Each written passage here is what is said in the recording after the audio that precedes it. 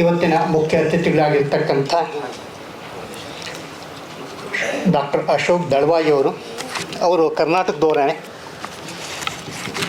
ಅವ್ರನ್ನ ತಮ್ಮ ಭಾಷಣ ಮಾಡಬೇಕು ಅಂತ ಹೇಳಿ ಕೇಳ್ಕೊಳ್ತಾರೆ.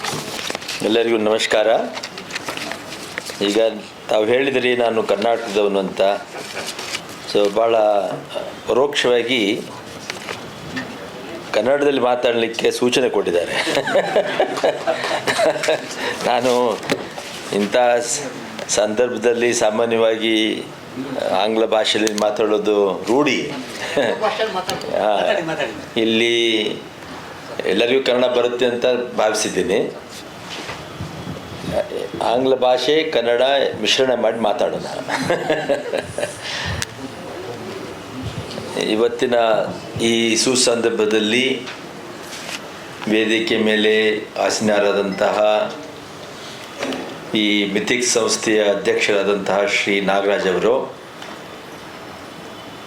ಮತ್ತು ಇವತ್ತಿನ ಮುಖ್ಯ ಭಾಷಣಕಾರರಾದಂತಹ ಡಾಕ್ಟರ್ ಕೆ ಉಮೇಶ್ ರೆಡ್ಡಿ ಅವರು, ಜೊತೆಗೆ ಶ್ರೀ ಶ್ರೀನಿವಾಸನ್, ಡಾಕ್ಟರ್ ನಾಗರಾಜ್ ಮತ್ತು ನಮ್ಮ ಸಂಸ್ಥೆ ಅಂದರೆ ಐಸೆಕ್ ಸಂಸ್ಥೆಯಿಂದ ಬಂದಂತಹ doctor Chandrakant, doctor Lakshman, doctor Pradeep Hegde, ಇಲ್ಲಿ ನೆರೆದಂಥ ಎಲ್ಲ ಮಿಥಿಕ್ಸ್ ಸೊಸೈಟಿಯ ಸದಸ್ಯರು, ಆಮಂತ್ರಿತರು, ವಿಶೇಷವಾಗಿ ವಿದ್ಯಾರ್ಥಿನಿಯರು, ನಿಮಗೆಲ್ಲ ನಮಸ್ಕಾರ. ಇವತ್ತು ನಾವೆಲ್ಲರೂ ಇಲ್ಲಿ ಸೇರಿದ್ದು ಇವತ್ತಿನ ಸಂದರ್ಭ ಅಂತಂದರೆ ರಾಷ್ಟ್ರೀಯ ಲೈಬ್ರರಿಯನ್ ಗ್ರಂಥಪಾಲಕ ದಿನಾಚರಣೆ, ನ್ಯಾಷನಲ್ ಲೈಬ್ರರಿಯನ್ ಡೇ. ಅದನ್ನು ನಮ್ಮ ದೇಶದ ಗ್ರಂಥಾಲಯದ ಪಿತಾಮಹ, father of India's library, doctor Ranganathan ಅವರ ಪರವಾಗಿ, S.R. ರಂಗನಾಥನ್ ಅವರ ಜನ್ಮ ದಿನಾಚರಣೆಯ ಸಂದರ್ಭವಾಗಿ ನಾವೆಲ್ಲರೂ ಆಚರಣೆ ಮಾಡ್ತಾ ಇರುವಂತಹ ಸುಸಂದರ್ಭದಲ್ಲಿ ಸೇರಿದ್ದೇವೆ. ಈಗ ನಾವೆಲ್ಲರೂ ಸೇರಿ ಮೊದಲು ಡಾಕ್ಟರ್ ರಂಗನಾಥನ್ ಅವರಿಗೆ ನಮನ ಸಲ್ಲಿಸೋಣ. ಅವರು ಇಂಥ ಒಂದು ಹೆಗ್ಗಳಿಕೆಗೆ ಪಾತ್ರರಾಗಬೇಕಾದ್ರೆ ತಮ್ಮ ಜೀವನದಲ್ಲಿ ನಿಶ್ಚಯವಾಗಿ ಅಪಾರವಾದಂತಹ ಕೊಡುಗೆಯನ್ನು ದೇಶಕ್ಕೆ ಕೊಟ್ಟಿದ್ದಾರೆ. ಯಾರು ಜೀವನದಲ್ಲಿ ಏನಾಗ್ತಾರೆ ಅನ್ನೋದು ಹೇಳೋದು ಕಷ್ಟ. ನಿನ್ನೆ ನಮ್ಮ ಸಂಸ್ಥೆಯಲ್ಲಿ ನಾನು ಹೇಳ್ತಿದ್ದೆ, ಡಾಕ್ಟರ್ ಲಕ್ಷ್ಮಣ್ ಅವರು ಇಲ್ಲೇ ಇದ್ದಾರೆ. ಡಾಕ್ಟರ್ ಸ್ವಾಮಿನಾಥನ್, ಯಾರಿಗೆ ನಾವು ಹಸಿರು ಕ್ರಾಂತಿಯ ಪಿತಾಮಹ ಅಂತ ಕರಿತೀವಿ, ಅವರು 1949ರಲ್ಲಿ ಇಂಡಿಯನ್ ಪೊಲೀಸ್ ಸರ್ವಿಸ್ಗೆ ಆಯ್ಕೆ ಆಗಿದ್ದರು, ಹೋಗಲಿಲ್ಲ. ಅದೇ ರೀತಿ ಒಂದು ಬಿಳಿ ಕ್ರಾಂತಿಯ ವೈಟ್ ರೆವಲ್ಯೂಷನ್, ಶ್ವೇತ ಕ್ರಾಂತಿ, ಅದರ ಪಿತಾಮಹ ಡಾಕ್ಟರ್ ಕುರಿಯನ್, ಅವರು ನಮ್ಮ ದೇಶದ ಆರ್ಮಿಯಲ್ಲಿ ಸೇರಬೇಕಾಗಿತ್ತು, ಸೇರಿಕೊಳ್ಳಿಲ್ಲ. ಅವರು ಶ್ವೇತ ಕ್ರಾಂತಿಗೆ ಕಾರಣೀಭೂತರಾದರು. ಮತ್ತು ನಮ್ಮ ವಿಶ್ವದ ಹಸಿರು ಕ್ರಾಂತಿಯ ಪಿತಾಮಹ ಡಾಕ್ಟರ್ ನಾರ್ಮನ್ ಬೋರ್ಲಾಗ್, ಅವರು ಸ್ಪೋರ್ಟ್ಸ್ ಟೀಚರ್ ಆಗಬೇಕಾಗಿತ್ತು, ಅದೇ ಅವರ ಜೀವನ ಉದ್ದೇಶ. ಆದರೆ ನೋಡಿ, ಅವರು ನಮ್ಮ ವಿಶ್ವದ ಹಸಿರು ಕ್ರಾಂತಿಗೆ ಕಾರಣರಾದರು. ಅದೇ ರೀತಿ ಡಾಕ್ಟರ್ ರಂಗನಾಥ್ ಅವರು ಗಣಿತ ಓದ್ಕೊಂಡು, ಗಣಿತ ಕಲಿಸ್ತಾ ಈ ಲೈಬ್ರರಿಯಲ್ಲಿ ತಮ್ಮ ಹೆಸರು ಮಾಡಿಕೊಂಡ್ರು. ಅಂದರೆ ಈ ಡೆಸ್ಟಿನಿ ಅನ್ನೋದೇನಿರುತ್ತೆ, ಅದನ್ನು ಯಾರಿಗೆ ಕತ್ಕೊಂಡು ಹೋಗುತ್ತೆ, ಯಾವ ಕಾರಣಕ್ಕಾಗಿಲ್ಲ ಜನ್ಮ ತಾಳಿದರು ಅನ್ನೋದು ಹೇಳೋದು ಕಷ್ಟ. ಆದರೆ ಇಷ್ಟೇ ನಾವೆಲ್ಲರೂ ಅರ್ಥ ಮಾಡ್ಕೋಬೇಕು. ನಾವು ಯಾವುದೇ ಕ್ಷೇತ್ರದಲ್ಲಿ ಇರಲಿ, ಅಲ್ಲಿ ಶ್ರದ್ಧೆ ಭಕ್ತಿಯಿಂದ ಸೇವೆ ಸಲ್ಲಿಸಿದರೆ ನಿಶ್ಚಯವಾಗಿ ನಾವು ಒಂದು ಬದಲಾವಣೆಯನ್ನು ತರಬಹುದು, ಮೂಲಭೂತವಾಗಿ ಬದಲಾವಣೆಯನ್ನು ತರಬಹುದು. ಅದನ್ನು ಡಾಕ್ಟರ್ ಶ್ರೀನಿವಾಸನ್ ಅವರು ನಮಗೆ ತೋರಿಸ್ಕೊಟ್ಟಿದ್ದಾರೆ. ನನ್ನ ಒಂದು ಅಪಾರ ನಂಬಿಕೆ ಅಂತಂದರೆ, ನಮ್ಮ ಜೀವನವನ್ನು ಅರ್ಥಪೂರ್ಣವಾಗಿ ನಡೆಸ್ಕೊಂಡು ಹೋಗಬೇಕು ಅಂತಂದರೆ ಯಾವುದೇ ಸ್ಥಾನದ ಅವಶ್ಯಕತೆ ಇಲ್ಲ. ನಾನು ಪ್ರಧಾನಮಂತ್ರಿ ಆಗಬೇಕು, ರಾಷ್ಟ್ರಪತಿ ಆಗಬೇಕು, ಮುಖ್ಯಮಂತ್ರಿ ಆಗಬೇಕು, ಮಂತ್ರಿ ಆಗಬೇಕು, ಇವೆಲ್ಲ ಅನವಶ್ಯಕ. ಆದರೆ ಪರವಾಗಿಲ್ಲ. ಆದರೆ ಎಲ್ಲೇ ಇದ್ದರೂ ಕೂಡ ನಾವು ನಮ್ಮ ಸಮಾಜವನ್ನು ಅರ್ಥ ಮಾಡಿಕೊಂಡು ಬದಲಾವಣೆ, ರಚನಾತ್ಮಕವಾದಂಥ ಬದಲಾವಣೆ ತರಲಿಕ್ಕೆ ಕಾರಣೀಭೂತರಾದ್ವಿ ಅಂತಂದರೆ ನಮ್ಮ ಜೀವನದ ಸಾಧನೆ ಸಾರ್ಥಕವಾಯಿತು ಅಂತ ಅಂದ್ಕೊಳ್ಬೇಕು. ಈ 4 ಜನರ ಹೆಸರು ನಾನು ಹೇಳಿದ ತಮಗೆ, ಅವ್ರ್ಯಾರು ಪ್ರಧಾನಮಂತ್ರಿ ಇಲ್ಲ, ರಾಷ್ಟ್ರಪತಿ ಇಲ್ಲ, ಆದರೆ ಅವರ ಜನ್ಮ ದಿನಾಚರಣೆಯನ್ನು ಆಚರಿಸ್ತಾ ಇದ್ದೇವೆ. ನಮ್ಮ ರಾಜ್ಯದಲ್ಲಿ ಎಷ್ಟೋ ಮುಖ್ಯಮಂತ್ರಿಗಳಾಗಿ ಹೋಗಿದ್ದಾರೆ, ಎಷ್ಟು ಜನರ ಜನ್ಮದಿನ ದಿನಾಚರಣೆಯನ್ನು ಆಚರಿಸ್ತಾ ಇದ್ದೀವಿ. ಮೊನ್ನೆ ನಾನು ದಿಲ್ಲಿಯಲ್ಲಿದ್ದೆ. ಡಾಕ್ಟರ್ ಸ್ವಾಮಿನಾಥನ್ ಅವರ 100ನೇ ಜನ್ಮ ದಿನಾಚರಣೆ ಸಂದರ್ಭದಲ್ಲಿ ಜಗತ್ತಿನ ಮೂಲೆ ಮೂಲೆಗಳಿಂದ ವಿದ್ವಾಂಸರು, ವಿಜ್ಞಾನಿಗಳು ಬಂದಿದ್ದರು. ಮಾಜಿ ಉಪರಾಷ್ಟ್ರಪತಿಗಳು ಸ್ವತಃ ಬಂದು ಭಾಷಣ ಕೊಟ್ಟರು. ಇವತ್ತಿನ ಮಾನ್ಯ ಪ್ರಧಾನಮಂತ್ರಿಗಳು ಬಂದು ಅದರ ಉದ್ಘಾಟನೆ ಮಾಡಿದರು. ಅಂದರೆ ಒಬ್ಬ ವಿಜ್ಞಾನಿಯ ಜನ್ಮದಿನಾಚರಣೆ ಆಚರಿಸಲಿಕ್ಕೆ ಇಂತಹ ಮಹಾನುಭಾವರು ಬರ್ತಾರೆ ಅಂತಂದರೆ ಸೇವೆ ಮುಖ್ಯ, ಸ್ಥಾನ ಮುಖ್ಯ ಅಲ್ಲ. ಆ ಸ್ಥಾನ ಹೊಂದಿದ ನಂತರ ಅವರು ಕೂಡ ಆ ರೀತಿ ಸೇವೆ ಮಾಡಿದರೆ ಅವರ ಹೆಸರು ಕೂಡ ಐತಿಹಾಸಿಕ ಪುಟಗಳಲ್ಲಿ ರಚನೆ ಆಗುತ್ತೆ. ಡಾಕ್ಟರ್ ರಂಗನಾಥನ್ ಅವರು ನಮಗೆ ಆ ದಾರಿಯನ್ನು ತೋರಿಸಿಕೊಟ್ಟಿದ್ದಾರೆ. ಅವರಿಗೆ ನಾವೆಲ್ಲರೂ ಹೃತ್ಪೂರ್ವಕವಾದಂಥ ಅಭಿನಂದನೆಗಳನ್ನು, ಧನ್ಯವಾದಗಳನ್ನು ಸಲ್ಲಿಸ್ತಾ ಇರೋಣ. ಅಭಿನಂದನೆ ಅಂತಂದರೆ ಇದ್ದವ್ರಿಗೆ ಕೊಡ್ತೀವಿ, ಆದರೆ ನಮ್ಮ ಒಂದು ಸಂಸ್ಕೃತಿಯಲ್ಲಿ ಈ ಜೀವ ಸದಾಕಾಲ ಇದ್ದೇ ಇರುತ್ತೆ. ದೇಹ ಮಾತ್ರ ತ್ಯಾಗ ಆದರೂ ಕೂಡ ಆತ್ಮ ಎನ್ನುವುದು ಅದು ಚಿರಂಜೀವಿ. ಅವರ ಆತ್ಮ ಚಿರಂಜೀವಿ ಆಗಿದೆ. ಇನ್ಮೇಲೆ ನೋಡಿ, ನಾವು ಇಂಥ ಒಂದು ಸುಂದರವಾದಂತಹ ಕಟ್ಟಡದಲ್ಲಿ, ಸ್ವಚ್ಛವಾದಂಥ ವಾತಾವರಣದಲ್ಲಿ ಸೇರಿಕೊಂಡಿದ್ದೇವೆ. ನಾನು ಎಷ್ಟೋ ಸಾರಿ ಈ ರಸ್ತೆ ಮೇಲೆ ಓಡಾಡಿದ್ದೀನಿ.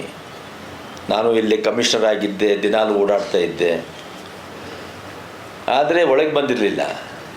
ಇಂಥ ಒಂದು ಸುಂದರವಾದಂಥ ಸ್ವಚ್ಛವಾದಂಥ ವಾತಾವರಣದಲ್ಲಿ ಇದೆ ಅಂತ ಇವತ್ತು ನನಗೆ ನೋಡಿ ಭಾಳ ಸಂತೋಷ ಆಯಿತು.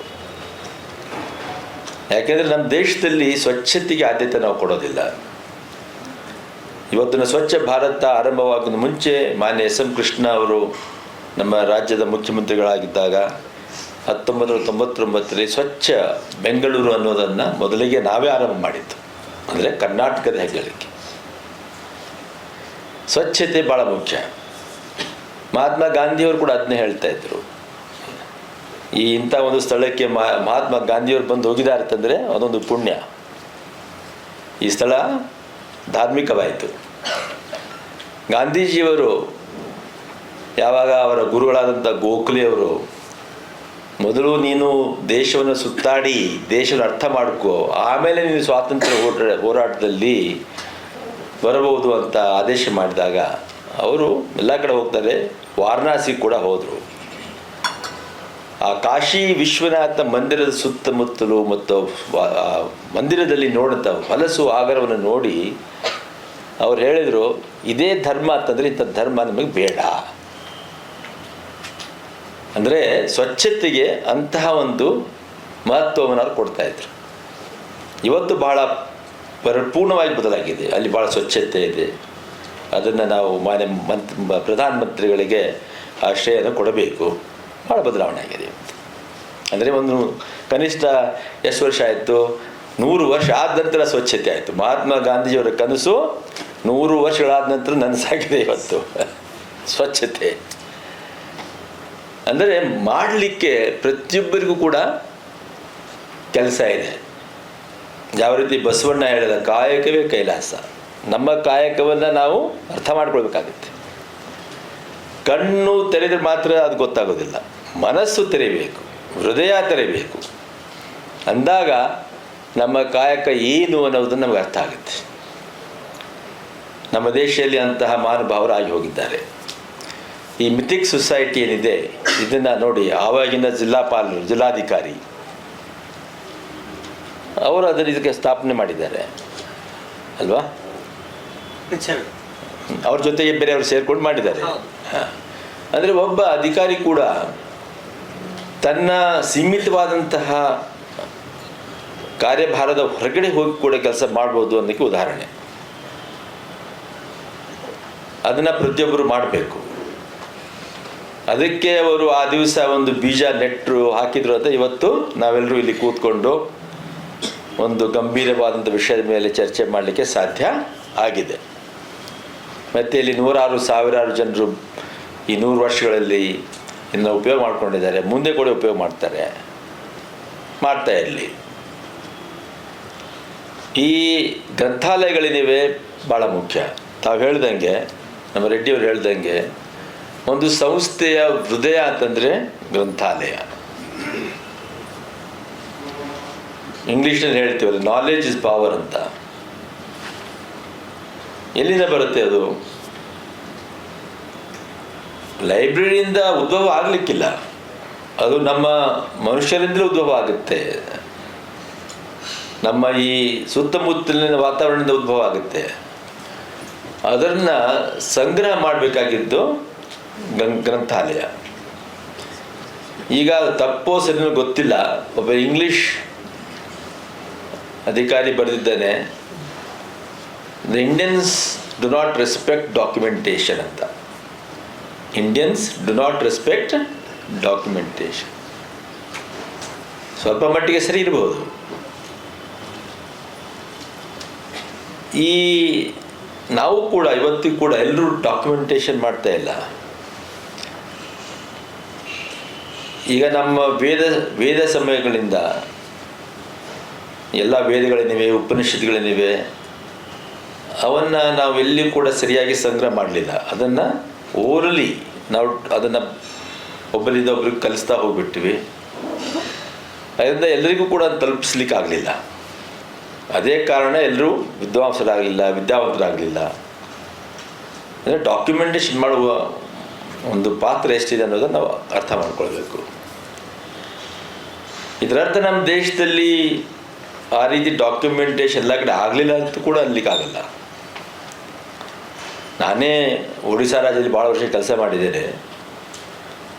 ಅಲ್ಲಿ ತಾಳಪತ್ರೆ ಭಾಳಷ್ಟಿವೆ, ಎಲ್ಲ ಕಡೆ ಎಲ್ಲ ಪ್ರಕಾರದ ತಾಳಪತ್ರೆ ಇವೆ. ನಾನು ಭಾಳ ಹಿಂದುಳಿದಂಥ ಒಂದು ಜಿಲ್ಲೆ ಕಳಹಂಡಿಲಿ ಜಿಲ್ಲಾಪಾಲನಾಗಿ ಕೆಲಸ ಮಾಡ್ತಾಯಿದ್ದೆ.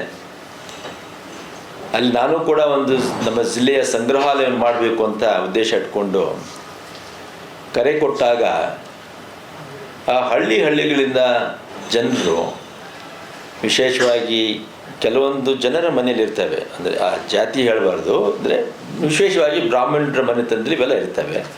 ಅವರೆಲ್ಲರೂ ವಿಶ್ವಾಸ ಇಟ್ಕೊಂಡು ನಮ್ಮ ಮನೆಯಿಂದ ಎಲ್ಲ ತಾಳಪತ್ರಗಳನ್ನು ತಂದು ಕೊಟ್ಟರು. ಅದರಲ್ಲಿ ವಿವಿಧ ಜ್ಞಾನ ಅದರಲ್ಲಿ ಇತ್ತು. ಅಂಥ ತಾಳಪತ್ರಗಳನ್ನು, ತಾಮ್ರ ಲಿಪಿಗಳನ್ನು ನಮ್ಮ ದೇಶದಲ್ಲಿ ನೋಡ್ಬೋದು. ಇವತ್ತು ಇಂಡಸ್ ವ್ಯಾಲಿ ಸಿವಿಲೈಸೇಷನ್ ಕೂಡ, ಅಲ್ಲಿಯೂ ಕೂಡ ಆ ಟ್ಯಾಬ್ಲೆಟ್ಸ್ಗಳು ಸಿಕ್ಕಿವೆ. ಅದನ್ನು ಇನ್ನೂ ಓದಬೇಕಾಗಿದೆ. ಇನ್ನೂ ನಮಗೆ ಅದನ್ನು ಡಿಸೈಫರ್ ಮಾಡಲಿಕ್ಕೆ ಆಗಿಲ್ಲ. ಇವತ್ತಲ್ಲಿ ನಾಳೆ ನಿಶ್ಚಯವಾಗಿ ಮಾಡ್ತಾರೆ. ಯಾವುದು ಯೂನಿಫಾರ್ಮ್ ಅಂತ ತಾವು ಹೇಳ್ತಾ ಇದ್ದೀರಿ, ಅದೇ ರೀತಿ ನಮ್ಮ ಇಂಡಸ್ ವ್ಯಾಲಿ ಸಿವಿಲೈಸೇಷನಲ್ಲಿ ಕೂಡ ಅದಿತ್ತು. ಒಂದು ರೈಟಿಂಗ್ ಫಾರ್ಮ್ ಇತ್ತು, ಸ್ಕ್ರಿಪ್ಟ್ ಇತ್ತು. ಅದನ್ನು ಇನ್ನೂ ಓದಲಿಕ್ಕೆ ಆಗಿಲ್ಲ, ಡಿಸೈಫರ್ ಮಾಡಲಿಕ್ಕೆ ಆಗಿಲ್ಲ. ಆದರೆ ಇತ್ತು. ಎಲ್ಲದಕ್ಕಿಂತ ಜಾಸ್ತಿ ನಾವು ಭಾಳ ಹೆಮ್ಮೆ ಪಡಬೇಕಾಗಿದ್ದು ಅಂತಂದರೆ 420ನೇ ಇಸ್ವಿಯಲ್ಲಿ ಸ್ಥಾಪಿತವಾದಂತಹ ನಲಂದ ವಿಶ್ವವಿದ್ಯಾಲಯ. ನಲಂದ ವಿಶ್ವವಿದ್ಯಾಲಯ ಆಗಿನ ಸಮಯದಲ್ಲಿ ಮಧ್ಯ ಇತಿಹಾಸವರೆಗೆ ಇಡೀ ವಿಶ್ವದಲ್ಲಿಯೇ ಅತಿ ದೊಡ್ಡದಾದಂತಹ ವಿಶ್ವವಿದ್ಯಾಲಯ ಮತ್ತು ಗ್ರಂಥಾಲಯ. ನಾವೆಲ್ಲರೂ ಇತಿಹಾಸದಲ್ಲಿ ಓದಿದ್ದೇವೆ. ಈ ಖಿಲ್ಜಿ ಏನು ಹೆಸರದು ಕ್ಯಾ ಖಿಲ್ಜಿ ಬಕ್ತಿಯಾರ್ ಖಿಲ್ಜಿ 1493ರಲ್ಲಿ ಅದರ ಮೇಲೆ ದಾಳಿ ಮಾಡಿದಾಗ ಈ ಗ್ರಂಥಾಲಯಕ್ಕೆ ಏನು ಬೆಂಕಿ ಇಟ್ಟರು, ಅಲ್ಲಿ ಅದು ಆರಬೇಕಾದ್ರೆ 3 ತಿಂಗಳಾಯಿತು ಅಂತ ಹೇಳ್ತಾರೆ. ಯಾಕಂದರೆ ಆ ಗ್ರಂಥಾಲಯ 3 ಕಟ್ಟಡಗಳಲ್ಲಿತ್ತು. ಒಂದೊಂದು ಕಟ್ಟಡ 3 ಅಂತಸ್ತು, 4 ಅಂತಸ್ತು, 5 ಅಂತಸ್ತು, 9 ಅಂತಸ್ತು ಇದೆ ಅಂತ ಕೂಡ ಹೇಳ್ತಾರೆ. ತಾವು ಹೇಳ್ದಂಗೆ ಏನು ಅಂದರೆ ಆವಾಗಿನ ಆರ್ಕಿಟೆಕ್ಚರ್ ಕೂಡ ಬಹುಮಡಿಗಳ ಕಟ್ಟಡವನ್ನು ಕಟ್ಟುವಂತಹ ವಿಜ್ಞಾನ ಭಾರತದಲ್ಲಿ ಇತ್ತು ಅನ್ನೋದನ್ನು ಎತ್ತಿ ತೋರಿಸುತ್ತದೆ. ಆ ಗ್ರಂಥಾಲಯದಲ್ಲಿ ಅದಕ್ಕೆ ಹೆಸರೇನಿತ್ತು, ಧರ್ಮಗಂಜೆ ನೋಡಿ. ಅಂದರೆ ಒಂದು ಧರ್ಮಸ್ಥಳ, ಅಂದರೆ ಸೆಂಟರ್ ಆಫ್ ಪಾಯಿಟಿ ಅಂದರೆ ಎಲ್ಲಿ ಜ್ಞಾನ ಇದೆ ಅದಕ್ಕೆ ಧರ್ಮ, ಅಂದರೆ ಧರ್ಮದ ರಿಲಿಜನ್ ಅಲ್ಲ, ಒಂದು ಎಥಿಕ್ಸ್, ರೈಚುವಸ್ನೆಸ್, ಧರ್ಮ ಮಾರ್ಗ, ಅದ್ರ ಬಗ್ಗೆ ಅಂದರೆ ಗ್ರಂಥಾಲಯಕ್ಕೆ ಅದ್ರ ಜೊತೆ ಒಂದು ಒಗ್ಗೂಡಿಕೆ ಇದೆ. ಅದರಲ್ಲಿ 9 ಮಿಲಿಯನ್ ಅಂದರೆ 90 ಲಕ್ಷ ತಾಳಪತ್ರಗಳಿದ್ದದ್ದು ನಮ್ಮ ತಿಬೇಟನ್ ಅವರ ಏನು ತಿಬೇಟ್ ಏನಂತಾರೆ ಅದಕ್ಕೆ ಮೊನಾಸ್ಟ್ರಿಯಲ್ಲಿ ಒಂದು ಬರೆದಿಟ್ಟಂಥ ಲಿಪಿಯಲ್ಲಿ ದೊರಕುತ್ತೆ. ಇವತ್ತು ಜಗತ್ತಿನ ಯಾವ ಗ್ರಂಥಾಲಯದಲ್ಲಿ 90 ಲಕ್ಷ ಸಂಗ್ರಹಾಲಯ ಇದೆ? ಎಲ್ಲಾದರೂ ಇದೆಯಾ? ನನ್ನ ಪ್ರಕಾರ ಎಲ್ಲಿಯೂ ಇರಲಿಕ್ಕಿಲ್ಲ. ಅಂದರೆ ಆವಾಗಿನ ಸಮಯದಲ್ಲಿ 90 ಲಕ್ಷ ಇಂತಹ ಒಂದು ಸಂಗ್ರಹ ಆಗಬೇಕಾಗಿದ್ದರೆ ಎಷ್ಟು ಬೆಳವಣಿಗೆ ನಮ್ಮ ದೇಶದಲ್ಲಿ ಆಗಿರಬಹುದು. ಆಯುರ್ವೇದ, ಎಲ್ಲ ಬೌದ್ಧ ಧರ್ಮದ ಬಗ್ಗೆ, ಹಿಂದೂ ಧರ್ಮದ ಬಗ್ಗೆ, ಎಲ್ಲ ಧರ್ಮಗಳ ಬಗ್ಗೆ, ವಿಜ್ಞಾನದ ಬಗ್ಗೆ ಎಲ್ಲ ಸಂಗ್ರಹ ಮಾಡಲಾಗಿತ್ತು. ಅಲ್ಲಿ ಆಗಿದ್ದರೆ ನಿಶ್ಚಯವಾಗಿ ಎಲ್ಲ ಕಡೆ ಸ್ವಲ್ಪ ಮಟ್ಟಿಗೆ ಇರಲೇಬಹುದು. ಅದು ಒಂದು ಐಲ್ಯಾಂಡ್ ಆಗಿರ್ಲಿಕ್ಕೆ ಸಾಧ್ಯ ಇಲ್ಲ, ಜ್ಞಾನ ಐಲ್ಯಾಂಡ್ ಆಗಿರ್ಲಿಕ್ಕೆ ಸಾಧ್ಯ ಇಲ್ಲ, ದ್ವೀಪ ಆಗಿರ್ಲಿಕ್ಕೆ ಸಾಧ್ಯ ಇಲ್ಲ. ಎಲ್ಲಾದರೂ ಸ್ವಲ್ಪ ಮಟ್ಟಿಗೆ ಇರಲೇಬೇಕಾಗಿತ್ತು. ಅಂದರೆ ಇವತ್ತು ನಾವೇನು ಅಮೆರಿಕದಲ್ಲಿ ಸ್ಟ್ಯಾನ್ಫೋರ್ಡ್ ವಿಶ್ವವಿದ್ಯಾಲಯ ನೋಡ್ತೀವಿ, ಹಾರ್ವರ್ಡ್ ನೋಡ್ತೀವಿ, ಕೇಂಬ್ರಿಡ್ಜ್ ನೋಡ್ತೀವಿ. ಇಂಥ ವಿಶ್ವವಿದ್ಯಾಲಯಗಳು ನಮ್ಮ ದೇಶದಲ್ಲಿ ಇತ್ತು. 10,000 ವಿದ್ಯಾರ್ಥಿಗಳು ಅಲ್ಲಿ ಓದ್ತಾ ಇದ್ದರು. ಚೀನಾ ದೇಶದಿಂದ, ಬೇರೆ ಬೇರೆ ದೇಶಗಳಿಂದ ಅಲ್ಲಿ ಬರ್ತಾಯಿದ್ರು ಓದಲಿಕ್ಕೆ. ಗ್ರಂಥಾಲಯ ಮತ್ತು ವಿಶ್ವವಿದ್ಯಾಲಯದ ಪ್ರಾಮುಖ್ಯತೆ ಒಂದು ಸಮಾಜದ ಬೆಳವಣಿಗೆಯಲ್ಲಿ ಎಷ್ಟಿದೆ ಅನ್ನೋದನ್ನು ಇವು ನಮಗೆ ಒಂದು ಸೂಚನೆ ಕೊಡ್ತವೆ. ಅದು ಏನೇನೋ ಕಾರಣದಿಂದ ಅದನ್ನು ನಾವು ಮುಂದುವರಿಸ್ಕೊಂಡು ಹೋಗಲಿಲ್ಲ. ಯಾವ ಸಮಾಜ ವಿಜ್ಞಾನಕ್ಕೆ, ಜ್ಞಾನಕ್ಕೆ ಮಹತ್ವ ಕೊಡೋದಿಲ್ವೋ ಆ ಸಮಾಜ ನಿಶ್ಚಯವಾಗಿ ಹಿಂದೆ ಉಳಿಯುತ್ತೆ. ಅದಕ್ಕಾಗಿ 1901ರಲ್ಲಿ ನಮ್ಮ ದೇಶದಲ್ಲಿ 1881ರಿಂದ ನಾವು 10 ವರ್ಷಕ್ಕೊಮ್ಮೆ ಏನು ಮಾಡ್ತಾಯಿದ್ದೀವಿ, ಸೆನ್ಸಸ್ ಮಾಡ್ತಾಯಿದ್ದೀವಿ. 1901ರಲ್ಲಿ ಆ ಸೆನ್ಸಸ್ ಪ್ರಕಾರ ಶೈಕ್ಷಣಿಕವಾಗಿ ನಮ್ಮ ದೇಶ ಭಾಳ ಹಿಂದೆ ಉಳಿದುಬಿಟ್ಟಿತ್ತು. ಕೇವಲ 10% ಜನ ಮಾತ್ರ ಶಿಕ್ಷಿತರಾಗಿದ್ದರು ಮತ್ತು ಆ ಶಿಕ್ಷಣ ಎಲ್ಲರಿಗೂ ದೊರಕ್ತಾ ಇರಲಿಲ್ಲ. ಈಗಿನ ನಾವೇನು ದಲಿತರಂತೀವಿ, ದಲಿತರಲ್ಲಿ ಕೇವಲ 1% ಕಡಿಮೆ ವಿದ್ಯೆ 1901ರಲ್ಲಿ ಇತ್ತು. ಅಂದರೆ ಎಷ್ಟರ ಮಟ್ಟಿಗೆ ಒಂದು ಸಮಾಜವನ್ನು ನಾವು ತುಳಿದು ಬಿಟ್ಟಿದ್ದೀವಿ, ಅವರಿಗೆ ಜ್ಞಾನದಿಂದ ವಿಜ್ಞಾನ ದೂರವಾಗಿಟ್ಬಿಟ್ಟಿದ್ದೀವಿ ಅನ್ನೋದನ್ನು ಅದು ತೋರಿಸುತ್ತದೆ. ಇದು ಹೇಳುವ ಉದ್ದೇಶ ಆಯ್ತಂದರೆ ನಮ್ಮ ದೇಶ ಅನೇಕ ನೂರಾರು ವರ್ಷಗಳಿಂದ ಹಿಂದುಳಿದು ಬಿಡ್ತು. ಅದಕ್ಕೋಸ್ಕರ ನಾವು ಬೇರೆಯವರ ಕೈಯಲ್ಲಿ ಹೋಗಿಬಿಡ್ತೀವಿ. ಬ್ರಿಟಿಷರು ಇಲ್ಲಿ ಬಂದು 200 ವರ್ಷ ನಮ್ಮನ್ನು ಹಾಳಾಗಿ ದುಡಿಸ್ಕೊಳ್ಬೇಕಾಗಿತ್ತಂತಂದರೆ ಕಾರಣ ಇಷ್ಟೇ, ಜ್ಞಾನ ವಿಜ್ಞಾನದಿಂದ ನಾವು ವಿಮುಖರಾಗಿಬಿಟ್ಟಿದ್ದೇವೆ. ಅದಕ್ಕಾಗಿ ಗಾಂಧೀಜಿಯವರು ಹೇಳಿದರು, ಈಗ ನಾವು ಹೋರಾಟ ಮಾಡ್ತಾ ಇರೋದು ರಾಜಕೀಯ ಸ್ವಾತಂತ್ರ್ಯಕ್ಕಾಗಿ ಮಾತ್ರ. ರಾಜಕೀಯ ಸ್ವಾತಂತ್ರ್ಯ ಆದ ನಂತರ ಮುಂದಿನ ಸ್ವಾತಂತ್ರ್ಯ ನಮ್ಮದು ಆರ್ಥಿಕವಾಗಿ, ಶೈಕ್ಷಣಿಕವಾಗಿ, ಸಾಮಾಜಿಕವಾಗಿ.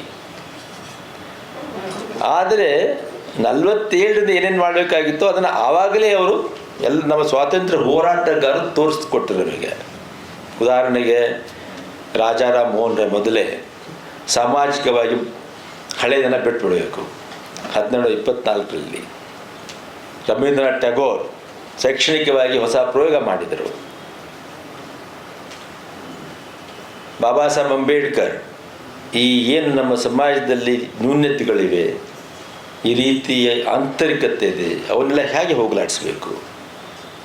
ಗಾಂಧೀಜಿ ಕೇವಲ ಹೋರಾಟ ಮಾಡಲಿಲ್ಲ ಸ್ವಾತಂತ್ರ್ಯಕ್ಕಾಗಿ, ಅವರ ಹೆಚ್ಚಿನ ಸಮಯ ಗ್ರಾಮೀಣ ಪ್ರದೇಶಗಳ ಅಭಿವೃದ್ಧಿಗಾಗಿ ಒಂದು ದಾರಿಯನ್ನು ತೋರಿಸ್ಕೊಡ್ತಾ ಹೋದರು.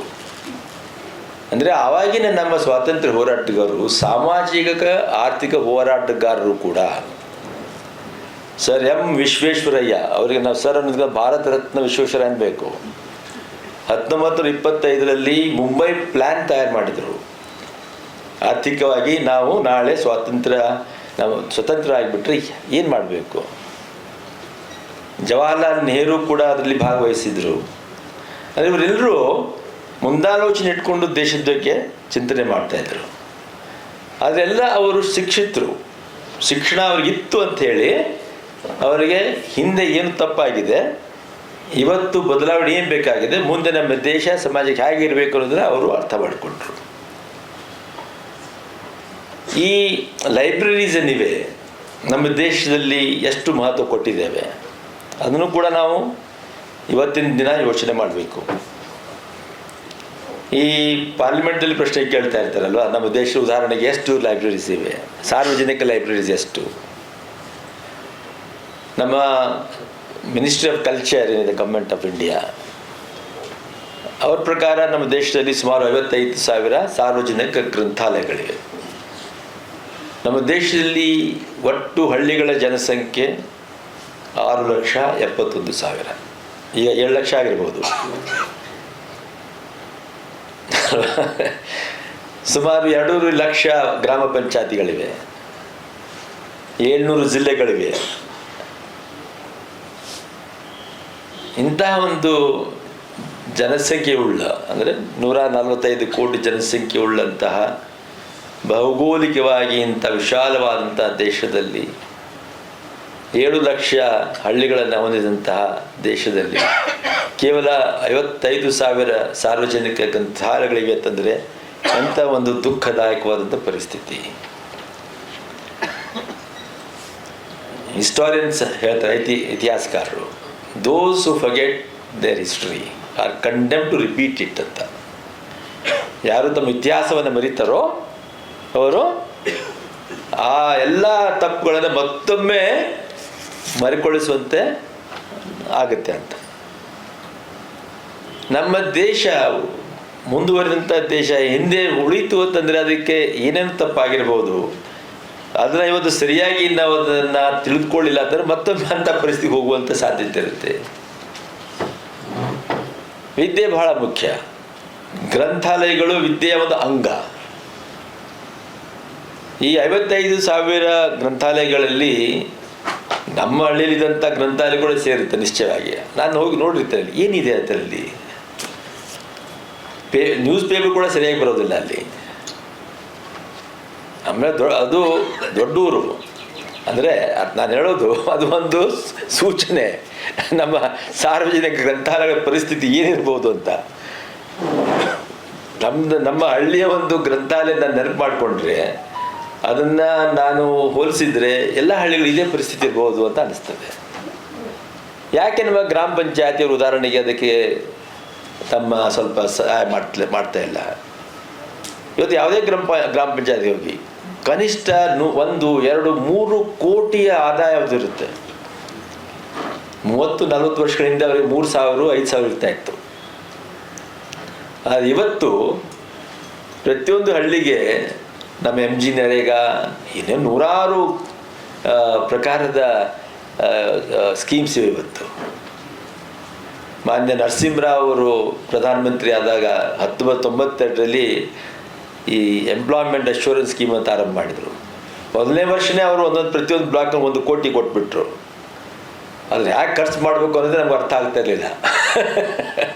ಅಂದರೆ ಅಷ್ಟು ದುಡ್ಡು ಬರುತ್ತೆ ಇವಾಗ ಒಂದೊಂದು ಊರಿಗೆ, ಒಂದೊಂದು ಬ್ಲಾಕಿಗೆ.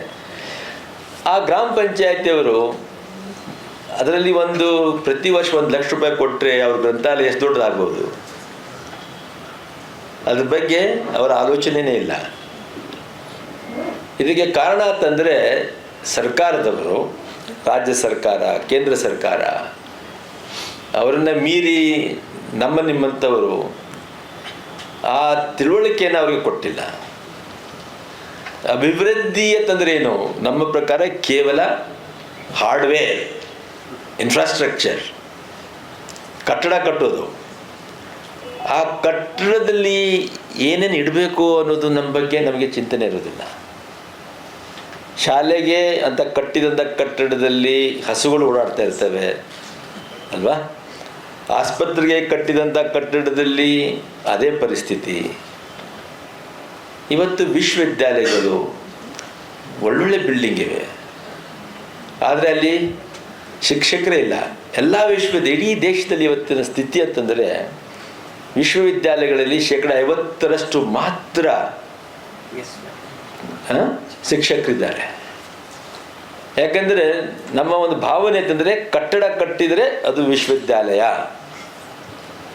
ಅಲ್ಲಿ ಮಾಸ್ಟರ್ ಬೇಕಾಗ್ತಿರೋದು ನಮಗೆ ಅದ್ರ ಬಗ್ಗೆ ಅಭಿರುಚಿನೇ ಇಲ್ಲ. ಸಾಫ್ಟ್ ಕಾಂಪೊನೆಂಟ್ಸ್ ಭಾಳ ಮುಖ್ಯ. ಮರದ ಕೆಳಗೆ ಕೂಡ ಕೂತು ಕಲಿಬಹುದು, ಕಟ್ಟಡನೇ ಬೇಕು ಅಂತೇನಿಲ್ಲ. ಆದರೆ ನಾವು ಕಟ್ಟಡಕ್ಕೆ ಹೆಚ್ಚು ಮಹತ್ವ ಕೊಡ್ತೀವಿ. ಒಬ್ಬ ಪಂಡಿತರು ಹೇಳಿದ್ದಾರೆ, that in our country the universities are built of stones, granite. High schools and colleges are built of bricks and primary schools are built of mud walls ಅಂತ. ಅಂದರೆ ಉಲ್ಟಾ ಫೌಂಡೇಶನ್ ಎಲ್ಲಿ ಬೇಕು? ಗ್ರಾನೈಟು ಕೆಳಗೆ ಬೇಕಾಗುತ್ತೆ. ಇಲ್ಲಿ ನಾವು ಉಲ್ಟಾ ಮಾಡಿಬಿಟ್ಟಿದ್ವಿ.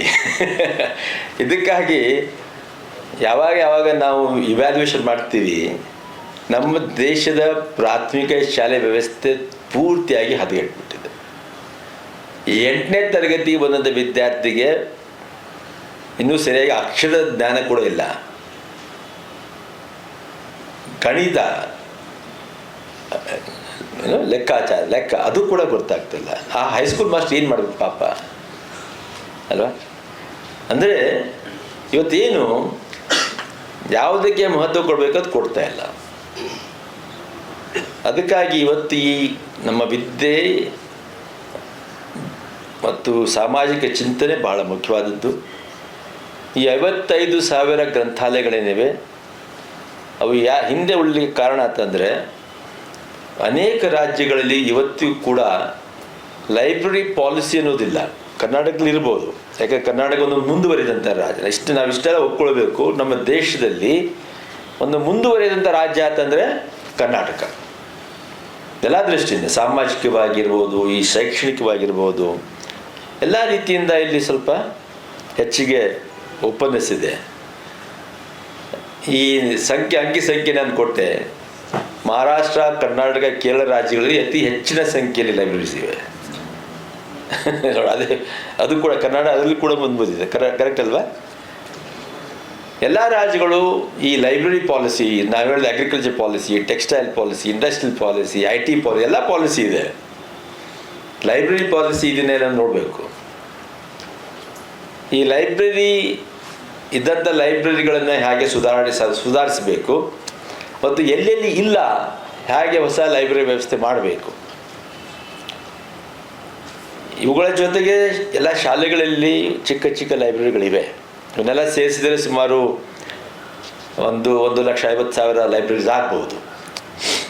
ಆದರೆ ಆ ಶಾಲೆಯಲ್ಲಿ ಕೂಡ ಇದ್ದಂಥ ಲೈಬ್ರರಿಗಳು ಎಷ್ಟರ ಮಟ್ಟಿಗೆ ಅದನ್ನು ಉಪಯೋಗ ಮಾಡ್ಕೊಳ್ತಾ ಇದ್ದಾರೆ ಮಕ್ಕಳು, ನಮ್ಮ ಶಿಕ್ಷಕರು ಅದರ ಬಗ್ಗೆ ಹೇಗೆ ತಿಳುವಳಿಕೆ ನೀಡ್ತಾ ಇದ್ದಾರೆ, ಅದನ್ನೆಲ್ಲ ಸ್ವಲ್ಪ ನಾವು ಆ ಪಾಲಿಸಿಯಲ್ಲಿ ಅದೆಲ್ಲ ಬರಬೇಕು. ಇವತ್ತು ಇಂಥ ಸಂದರ್ಭದಲ್ಲಿ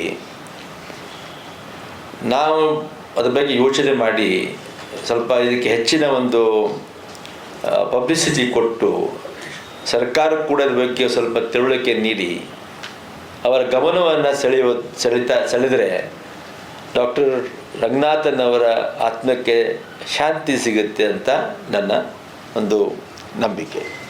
ಅದನ್ನು ಅದಕ್ಕೆ ನಾವು ಪ್ರಯತ್ನ ಮಾಡಬೇಕು. ಗ್ರಂಥಾಲಯಗಳು ಬಹಳ ಮುಖ್ಯ.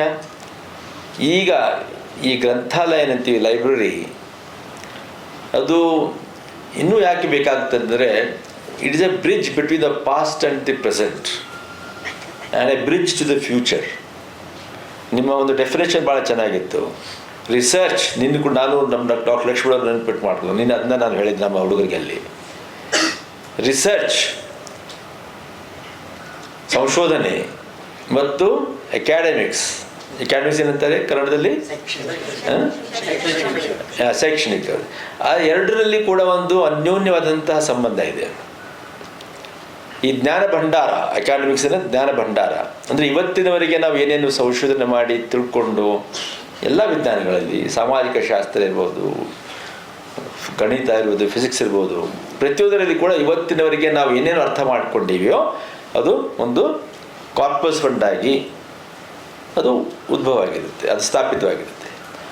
ಆದರೆ ಅದಕ್ಕೆ ಸೀಮೆ ಇರೋದಿಲ್ಲ, ಅದನ್ನು ನಾವು ಹಾಗೇ ಬೆಳೆಸ್ತಾ ಹೋಗ್ಬೋದು. ಅದಕ್ಕೆ ಸಂಶೋಧನೆ ಬೇಕಾಗುತ್ತೆ. So research adds to knowledge. ಆ ರಿಸರ್ಚ್ ಮಾಡಬೇಕಾದ್ರೆ ನಾಲೆಡ್ಜ್ ಬೇಕಾಗುತ್ತೆ.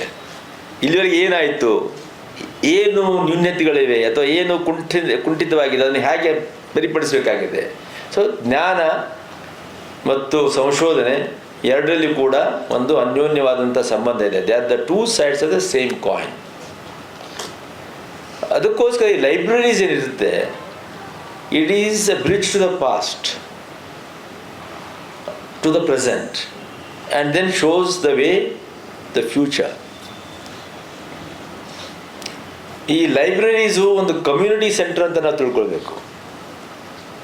ಇವತ್ತೇನಾಗ್ತಾ ಇದೆ, ಈ ಇನ್ಫಾರ್ಮೇಷನ್ ಟೆಕ್ನಾಲಜಿ ಯುಗದಲ್ಲಿ ಸಮೂಹ ಅನ್ನೋದೇ ಕುಂಠಿತವಾಗ್ತಾ ಇದೆ. ನಾವಿಲ್ಲೇ ಜೊತೆ ಕೂತಿರ್ಬೋದು, ಆದರೆ ಲಕ್ಷ್ಯ ಆ ಮೊಬೈಲ್ ಮೇಲೆ ಇರುತ್ತೆ. ಇನ್ನೆಲ್ಲ ಕಡೆ ನೋಡಿದ್ದೀವಿ ಅದು. ಅಂದರೆ ಯಾರು ನಮ್ಮ ಜೊತೆ ಇಲ್ಲೋ ಅವ್ರ ಜೊತೆ ಮಾತಾಡಲಿಕ್ಕೆ ನಾವು ನಮ್ಮ ಹೃದಯ ಮಿಡಿತಾ ಇರುತ್ತೆ. ಇಲ್ಲೇ ಇದ್ದವ್ರ ಬಗ್ಗೆ ನಮಗೆ ಯಾವುದೇ ಒಂದು ಪ್ರಮೇಯ ಇರೋದಿಲ್ಲ. ನಮ್ಮ ಮಕ್ಕಳು ಕೂಡ ಹಾಗೆ ಆಗಿಬಿಟ್ಟಿದ್ದಾರೆ. ನಮ್ಮ ಮಕ್ಕಳು ಕೂಡ ಇವತ್ತು ಅಲ್ಲೇ ಕೂತಿರ್ತಾರೆ. ನೀವು ನೋಡಿ, ಅಣ್ಣ, ತಮ್ಮ, ತಂಗಿ ಅಥವಾ ಯಾರೋ ಕಸಿನ್ಸ್ ಬಂದಿರ್ತಾರೆ, ಎಲ್ಲರೂ ಅವರ ಮೊಬೈಲ್ದಲ್ಲಿ ಅದೇ ರೂಮ್ನಲ್ಲಿ ಕೂತಿರ್ತಾರೆ. ಆದರೆ ಎಲ್ಲರೂ ತಮ್ಮಲ್ಲಿ ಮಗ್ನರಾಗ್ಬಿಟ್ಟಿರ್ತಾರೆ. ಮಾತುಕತೆ ಇಲ್ಲ, ಚರ್ಚೆ ಇಲ್ಲ. ಇದಕ್ಕಾಗಿ ಇವತ್ತು ಸಮಾಜ ಹೊಡಿತಾ ಇದೆ. ಯಾಕಂದರೆ ಕುಟುಂಬಗಳು ಹೊಡಿತಾ ಇವೆ. ಕುಟುಂಬ ಸುಭದ್ರವಾಗಿದ್ದರೆ ಸಮಾಜ ಸುಭದ್ರವಾಗಿರಕ್ಕೆ ಶಕ್ಯ. ಈ ಗ್ರಂಥಾಲಯ ಅಥವಾ ನಮ್ಮ ಕಬ್ಬನ್ ಪಾರ್ಕ್ನಂಥ ಗಾರ್ಡನ್ಗಳಾಗಲಿ, ಇಂತಹ ಒಂದು ಸುವ್ಯವಸ್ಥಿತವಾದಂತಹ ವಿಶಾಲ ಪ್ರದೇಶಗಳನ್ನು ಪ್ರತಿಯೊಂದು ಊರಲ್ಲಿ ನಾವು ಸ್ಥಾಪನೆ ಮಾಡಬೇಕಾಗುತ್ತೆ. ಮೊದಲು ಹಳ್ಳಿಗಳಲ್ಲಿ ಒಂದು ಏನಿರ್ತಾ ಇತ್ತು, ಗಿಡ ಇರ್ತಾ, ದೊಡ್ಡ ಆಲದ ಮರ ಇರ್ತಾ ಇತ್ತು. ಅದ್ರ ಕೆಳಗೆ ಕೂತು ಜನ ಚರ್ಚೆ ಮಾಡ್ತಾ ಇದ್ರು. ಇವತ್ತು ಅಂಥ ಸ್ಥಳ ಹೋಗ್ಬಿಟ್ಟಿದೆ, ಹೊಸದಾಗಿ ಏನು ನಿರ್ಮಾಣ ಮಾಡಿಲ್ಲ. ಈಗ ನಮ್ಮ ಬೆಂಗಳೂರು ಕಾರ್ಪೊರೇಷನ್ ಹೇಳ್ತಾರೆ, ಮೊನ್ನೆ ನೋಡಿದ್ವಿ ಪೇಪರ್ದಲ್ಲಿ, ನಾವು ಕೂಡ ಎಲ್ಲೆಲ್ಲಿ ಸ್ಥಳ ಇದೆ ಹೇಳಿ ಸ್ವಲ್ಪ ಮಾಡೋಣ ಅಂತ. ಉದಾಹರಣೆಗೆ ಇಲ್ಲಿ ನಮ್ಮ ತಾಜ್ ವೆಸ್ಟ್ ಎಂಡ್ ಹೋಟೆಲ್ ಹತ್ರ ಹೋದರೆ ಈ ಒಂದು ಇದು ಮಾಡಿದ್ದಾರೆ, ಅಥವಾ ಇಲ್ಲೇ ನಮ್ಮ ಕಾರ್ಪೊರೇಷನ್ ಹತ್ರ ಒಂದು ಮಾಡಿದ್ದಾರೆ. ಕೆಲವು ಮಾಡ್ತಾ ಇದ್ದಾರೆ ಕಾರ್ಪೊರೇಷನ್ದವರು.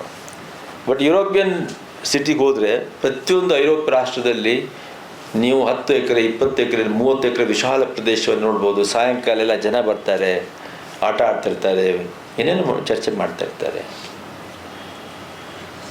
ಈ ರೀತಿ ಗ್ರಂಥಾಲಯ ಕೂಡ ಒಂದು ಸಾಮೂಹಿಕ ಚಟುವಟಿಕೆಗಳನ್ನು ನಡೆಸುವಂಥ ಸ್ಥಳ.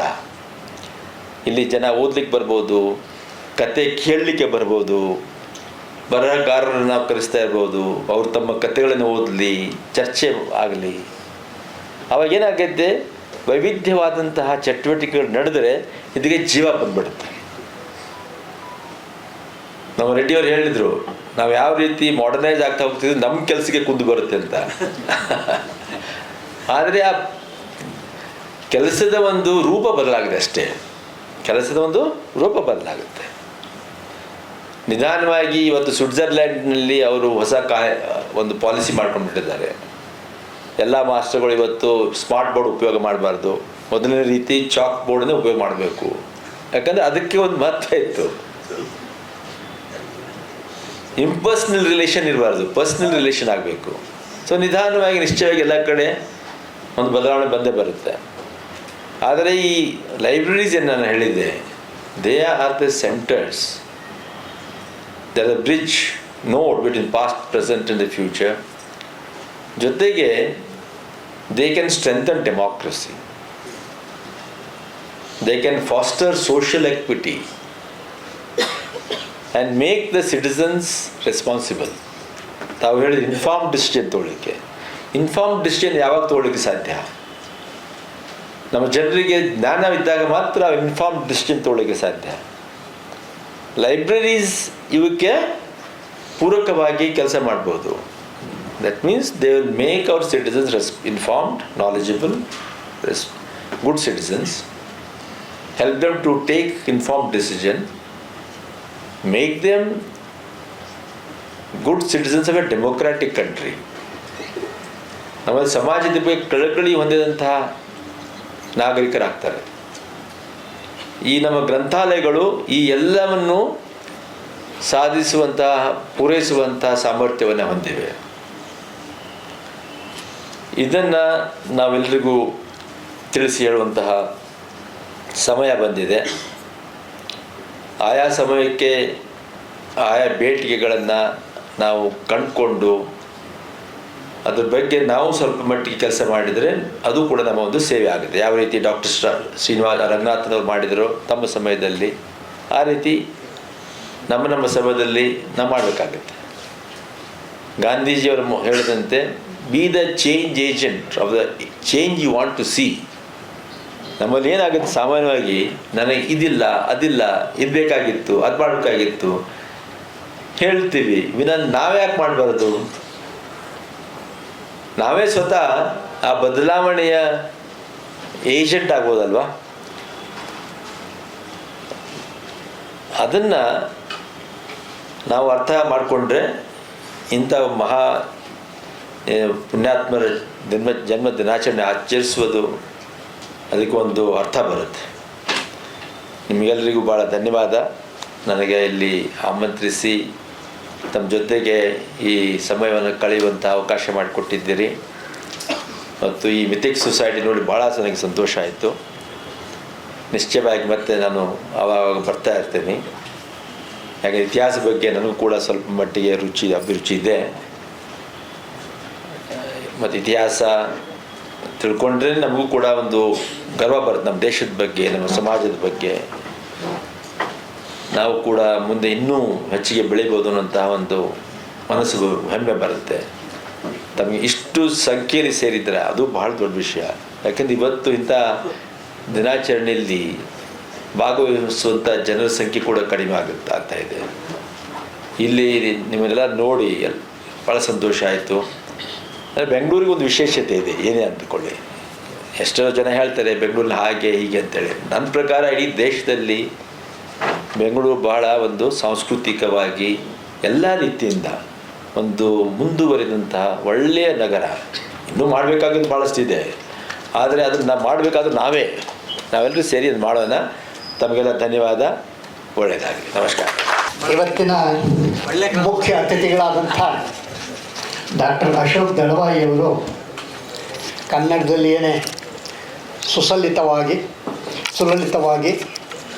ಮತ್ತು ಅಚ್ಚ ಕನ್ನಡ ಪದಗಳನ್ನೇ ಉಪಯೋಗಿಸ್ಕೊಂಡು ಅನೇಕ ವರ್ಷಗಳ ಕಾಲ ಇಂಗ್ಲೀಷಲ್ಲಿ ಮಾತಾಡಿದ್ರು ಸಹ ನನ್ನ ಕನ್ನಡ ಅಷ್ಟೇ ಸ್ಪಷ್ಟವಾಗಿದೆ, ಚೆನ್ನಾಗಿದೆ ಅನ್ನೋದನ್ನು ತಿಳಿಸ್ಕೊಟ್ಟಿದ್ದಾರೆ.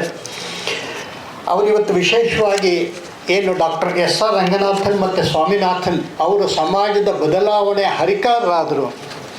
ಆ ಪಾತ್ರವನ್ನು ಯುವ ಗ್ರಂಥಪಾಲಕರಾದ ನಾವು ಆಗಬೇಕಾಗಿದೆ. ಸಮಾಜ ಬದಲಾವಣೆ ಆಗಬೇಕು, ಸಮಾಜ ಅಭಿವೃದ್ಧಿ ಆಗಬೇಕು, ದೇಶ ಅಭಿವೃದ್ಧಿ ಆಗಬೇಕು. ಅದು ಯಾವಾಗ ಸಾಧ್ಯ ಅಂದರೆ ಇನ್ಫಾರ್ಮ್ಡ್ ಡಿಸಿಷನ್ ತೊಗೊಳಕ್ಕಾದಾಗ. ಆ ಇನ್ಫಾರ್ಮ್ ಡಿಸಿಷನ್ ತೊಗೊಳಕ್ಕಾಗುವಂಥ ಒಂದು ಕ್ಷಮತೆಯನ್ನು ಜನಗಳಲ್ಲಿ, ಸಮಾಜದಲ್ಲಿ ರೂಪಿಸಬೇಕಾದಂಥ ಹೊಣೆ ಗ್ರಂಥಪಾಲಕರಲ್ಲಿದೆ. ಗ್ರಂಥಪಾಲಕರು ಕೇವಲ ಗ್ರಂಥಪಾಲಕರಲ್ಲ, ಸಮಾಜದ ಒಂದು ಎಲ್ಲ ಚಟುವಟಿಕೆಗಳ ಕೇಂದ್ರ ಬಿಂದುವರಾಗಬೇಕು. ಹಳ್ಳಿಗಳಲ್ಲಿರ್ತಕ್ಕಂಥ, ಗ್ರಾಮಾಂತರ ಪ್ರದೇಶಗಳಲ್ಲಿರ್ತಕ್ಕಂಥ ಲೈಬ್ರರಿಗಳು ಈ ದೃಷ್ಟಿಯಲ್ಲಿ ಹೆಚ್ಚು ಕೆಲಸ ಮಾಡಬೇಕು ಅನ್ನುವಂಥ ಮಹತ್ತರವಾದ ಸಂದೇಶವನ್ನು ಕೊಟ್ಟಿದ್ದಾರೆ. ಅವರಿಗೆ ಅನಂತ ಧನ್ಯವಾದಗಳು. ಈಗ ಅಧ್ಯಕ್ಷೀಯ ಭಾಷಣ ಸಂಸ್ಥೆ ಅಧ್ಯಕ್ಷರಾದಂಥ ಶ್ರೀಯುತ ವಿ. ನಾಗರಾಜ್ ಅವರಿಂದ. ನಮಸ್ಸರ್ವೇಭ್ಯ, ಎಲ್ಲರಿಗೂ ಕೂಡ ನಮಸ್ಕಾರ. ವೇದಿಕೆಯ ಮೇಲೆ ಆಸೀನರಾಗಿರ್ತಕ್ಕಂತಹ ಆದರಣೀಯ ಡಾಕ್ಟರ್ ಅಶೋಕ್ ದಲ್ವಾಯ್ ಅವರೇ, ಆದರಣೀಯ ಡಾಕ್ಟರ್ ಉಮೇಶ್ ರೆಡ್ಡಿ ಅವರೇ, ಮತ್ತು ಈ ಸಭೆಯಲ್ಲಿರ್ತಕ್ಕಂತಹ ಎಲ್ಲ ಸಜ್ಜನ ಬಂಧುಗಳೇ, ಮಾತಾ ಭಗಿನಿಯರೇ, ಈಗಾಗಲೇ ಡಾಕ್ಟರ್ ಅಶೋಕ್ ದಲ್ವಾಯ್ ಅವರು ಮತ್ತು ಡಾಕ್ಟರ್ ಉಮೇಶ್ ರೆಡ್ಡಿ ಅವರು ನಮ್ಮ ಗ್ರಂಥಾಲಯದ ಮಹತ್ವ ಎಲ್ಲವನ್ನೂ ಹೇಳಿದ್ದಾರೆ. ಹಾಗಾಗಿ ನಾನು ಸ್ವಲ್ಪ ಮಾತ್ರ ಮಾತನಾಡ್ತೀನಿ. ಅಧ್ಯಕ್ಷನಾಗಿ ಮಾತನಾಡಬೇಕು ಅನ್ನೋ ಒಂದು ಕಾರಣದಿಂದ ನಾನಿಲ್ಲಿ ಮಾತನಾಡುವಂಥ ಕೆಲಸವನ್ನು ನಾನು ಮಾಡ್ತೀನಿ. ಡಾಕ್ಟರ್ ಅಶೋಕ್ ದಲ್ವಾಯ್ ಅವರು ಹೇಳಬೇಕಾದ್ರೆ ಒಂದು ಬಹಳ ಒಳ್ಳೆಯ ಸಂಗತಿನ ಹೇಳಿದ್ರು ಪ್ರಾರಂಭದಲ್ಲೇನೆ. ಅವರು ನಾವು ಯಾವುದೇ ರಾಷ್ಟ್ರಪತಿಗಳದ್ದೋ ಅಥವಾ ಮುಖ್ಯಮಂತ್ರಿಗಳದ್ದೋ ಪ್ರಧಾನಮಂತ್ರಿಗಳದ್ದೋ ಇನ್ಯಾರದ್ದೋ ಒಂದು ದಿನಾಚರಣೆ ಮಾಡ್ತಾ ಇಲ್ಲ. ಹೆಸರೇ ಗೊತ್ತಿಲ್ಲದೆ ಇದ್ದಂಥ ರಂಗನಾಥ್ ಅವರ ದಿನಾಚರಣೆನ ನಾವಿಲ್ಲಿ ಮಾಡ್ತಾ ಇದ್ದೀವಿ. ಯಾಕೆ ಅಂತ ಹೇಳಿದ್ರೆ ಅವರು ಮಾಡಿದಂತಹ ಸಾಧನೆ, ಯಾರು ವಿದ್ವತ್ ಜನ ಇದ್ದಾರೆ ಅವರು ಮಾಡಿರ್ತಕ್ಕಂಥ ಸಾಧನೆ ನಿರಂತರವಾಗಿ ಸದಾಕಾಲವೂ ಇರತಕ್ಕಂಥದ್ದು. ಶ್ಯಾಮಶಾಸ್ತ್ರಿಗಳು ಮೈಸೂರಿನ ಓರಿಯೆಂಟಲ್ ಲೈಬ್ರರಿ ಏನು ಪ್ರಾಚ್ಯ ಸಂಶೋಧನಾಲಯದಲ್ಲಿ ಅಲ್ಲಿ ಗ್ರಂಥಪಾಲಕರಾಗಿ ಅವರು ಇದ್ದಾಗ ಆ ಸಂದರ್ಭದಲ್ಲಿ ಚಾಣಕ್ಯನ ಅರ್ಥಶಾಸ್ತ್ರವನ್ನು ಕಂಡುಹಿಡಿದ್ರು. ಅವರು ಚಾಣಕ್ಯನ ಗ್ರಂಥವನ್ನು ಕಂಡುಹಿಡಿದು ಅದನ್ನು ಇಂಗ್ಲೀಷ್ಗೆ ತೆಗೆದುಕೊಂಡು ಬಂದರು. ಆ ನಂತರ ಜಗತ್ತಿಗೆ ಚಾಣಕ್ಯನ ಪರಿಚಯ ಆಯಿತು. ಅದಾದ ಮೇಲೆ ಜರ್ಮನಿಗೆ ನಾಲ್ವಡಿ ಕೃಷ್ಣರಾಜ ಒಡೆಯರ್ ಹೋಗಿದ್ದರು, ಮೈಸೂರು ಸಂಸ್ಥಾನದ ರಾಜರು. ಅವರು ಅಲ್ಲಿಗೆ ಹೋಗಿದ್ದರು. ಅಲ್ಲಿ ಎಲ್ಲಿಂದ ಬಂದಿದ್ದೀರಾ, ಅಲ್ಲಿ ಯಾವುದೋ ಒಂದು ಸಾರ್ವಜನಿಕ ಸಭೆಯಲ್ಲಿ ಮಹಾರಾಜರು ಮಾತನಾಡಿದ್ರು. ಅಲ್ಲಿ ಯಾರೋ ವಿದ್ವಾಂಸರು ಇವರನ್ನು ಕೇಳಿದ್ರು, ತಾವು ಎಲ್ಲಿಂದ ಬಂದಿದ್ದೀರಾ ಅಂತ. ಇವರು ಮೈಸೂರು ಸಂಸ್ಥಾನ, ಇಂಡಿಯಾ ಅಂತೆಲ್ಲ ಹೇಳಿದ್ರು. ತಕ್ಷಣ ಅವ್ರಿಗೆ ಅರ್ಥ ಆಗಲಿಲ್ಲ. ಆಮೇಲೆ ಅವ್ರು ಕೇಳಿದ್ರಂತೆ, ಆರ್ ಯು ಫ್ರಮ್ ಶ್ಯಾಮಶಾಸ್ತ್ರೀಸ್ ಪ್ಲೇಸ್ ಅಂತ. ಅದನ್ನು ಮಹಾರಾಜರು ಇಲ್ಲಿಯೇ ವಿಜಯದಶಮಿ ದರ್ಬಾರ್ನಲ್ಲಿ ಅದನ್ನು ಹೇಳಿದ್ರು. ವಿದ್ವಾನ್ ಸರ್ವತ್ರ ಪೂಜ್ಯತೆ. ರಾಜ ತನ್ನ ಊರಿನಲ್ಲಿ ಪೂಜ್ಯ, ಆದರೆ ವಿದ್ವಾಂಸ ಸರ್ವತ್ರ ಪೂಜ್ಯತೆ, ಎಲ್ಲ ಕಡೆಯಲ್ಲೂ ಕೂಡ. ಹಾಗೆ ರಂಗನಾಥ್ರವರು ಮಾಡಿದಂಥ ಕೆಲಸದ ಪರಿಣಾಮವಾಗಿ ಇವತ್ತು ನಾವೆಲ್ಲವೂ ಕೂಡ ಅವರ ದಿನಾಚರಣೆಯ, ಗ್ರಂಥಪಾಲಕರ ದಿನಾಚರಣೆಯಾಗಿ ನಾವಿಲ್ಲಿ ಆಚರಣೆ ಮಾಡ್ತಾ ಇರ್ತಕ್ಕಂಥದ್ದು. ಮತ್ತು ಗ್ರಂಥಾಲಯದ ಬಗ್ಗೆ ಹೇಳಬೇಕಾದ್ರೆ ಈಗಾಗಲೇ ನಳಂದ ಬಗ್ಗೆ ಉಲ್ಲೇಖ ಮಾಡಿದ್ರು. ನಮ್ಮ ಪ್ರಾಚೀನ ವಿಶ್ವವಿದ್ಯಾನಿಲಯಗಳು ಯಾವುದಿತ್ತು, ನಳಂದ, ತಕ್ಷಶಿಲಾ, ವಿಕ್ರಮಶಿಲಾ, ಬೇರೆ ಬೇರೆ. ನಮ್ಮ ಶ್ರೀನಿವಾಸ್ ಪಾಡಿಗಾರರು ಇಲ್ಲೇ ಇದ್ದಾರೆ, ನಮ್ಮ ಅಕಾಡೆಮಿಯ ಡೈರೆಕ್ಟರ್, ರಿಸರ್ಚ್ ಮತ್ತು ಅಕಾಡೆಮಿಗೆ ಡೈರೆಕ್ಟರು, ಪ್ರೊಫೆಸರು, ವಿದ್ವಾಂಸರು. ಅವರಿದ್ರ ಬಗ್ಗೆ ಇನ್ನಷ್ಟು ಹೆಚ್ಚು ಬೆಳಕು ತಲುಬೋದು. ಆ ಎಲ್ಲದರಲ್ಲೂ ಕೂಡ ಗ್ರಂಥಾಲಯಗಳಿತ್ತು. ಅವ್ರಿಗೆ ತಾನೇ ಹೇಳಿದ್ರು, ಅದು 3 ತಿಂಗಳು ಉರಿಯೋಷ್ಟು ಗ್ರಂಥಾಲಯಗಳಿಗಿತ್ತು ಅನ್ನೋಂತಿದೆಯಲ್ಲ, ಅದ್ರ ಬಗ್ಗೆ ಇನ್ನೊಂದು ಕತೆ ಇದೆ. ಅದು ಹ್ಯೂನೆತ್ ಸಾಂಗ್ ಮತ್ತು ಪಾಹಿಯಾನ್ ಇಬ್ಬರು ಕೂಡ ನಳಂದಾದ ವಿದ್ಯಾರ್ಥಿಗಳಾಗಿದ್ದರು. ಆಗ ಈ ಪ್ರಿಂಟಿಂಗ್ ಎಲ್ಲ ಇರಲಿಲ್ವಲ್ಲ, ಕೈಯಲ್ಲೇ ಕಾಪಿ ಮಾಡಬೇಕಾಗಿತ್ತು. 7 ವರ್ಷ ಅಧ್ಯಯನ ಮಾಡಿದಂಥ ಹ್ಯೂನೆತ್ ಸಾಂಗ್ ಗ್ರಂಥಗಳನ್ನೆಲ್ಲ ಟಿಬೆಟ್ಗೆ ಸಾಗಿಸ್ತಾ ಇದ್ದ. ಬ್ರಹ್ಮಪುತ್ರ ನದಿನ ದಾಟಬೇಕಾಗಿತ್ತು. ಮತ್ತು ನಮಗೆ ಗೊತ್ತಿದೆ, ಬ್ರಹ್ಮಪುತ್ರ ಉಜ್ವಳೆ, ಯಾವಾಗ ಅದರಲ್ಲಿ ಇದು ಬರುತ್ತೆ, ಪ್ರವಾಹ ಬರುತ್ತೆ ಏನು ಅಂತ ಗೊತ್ತಿಲ್ಲ. ಪ್ರವಾಹ ಬಂದಾಗ ಅವನು ತನ್ನೆಲ್ಲ ಗ್ರಂಥಗಳನ್ನು ಇದರೊಳಗಡೆ ಇಟ್ಟು ದೋಣಿ ಒಳಗಡೆ ಅಂಬಿಗನಿಗೆ ಹೇಳಿದ್ನಂತೆ, ನಾವು ಕೆಳಗಡೆ ಇಳಿದು ಈಜ್ಕೊಂಡೋ ನಡ್ಕೊಂಡೋ ಬರ್ತೀವಿ, ನಾವು ಸತ್ತೋದ್ರೆ ಪರವಾಗಿಲ್ಲ, ಆದರೆ ಈ ಗ್ರಂಥಗಳು ಹಾಳಾಗಬಾರ್ದು, ಇದನ್ನು ಆ ಕಡೆ ದಡಕ್ಕೆ ಮುಟ್ಟಿಸು ಅಂತ ಹೇಳಿದ್ನಂತೆ.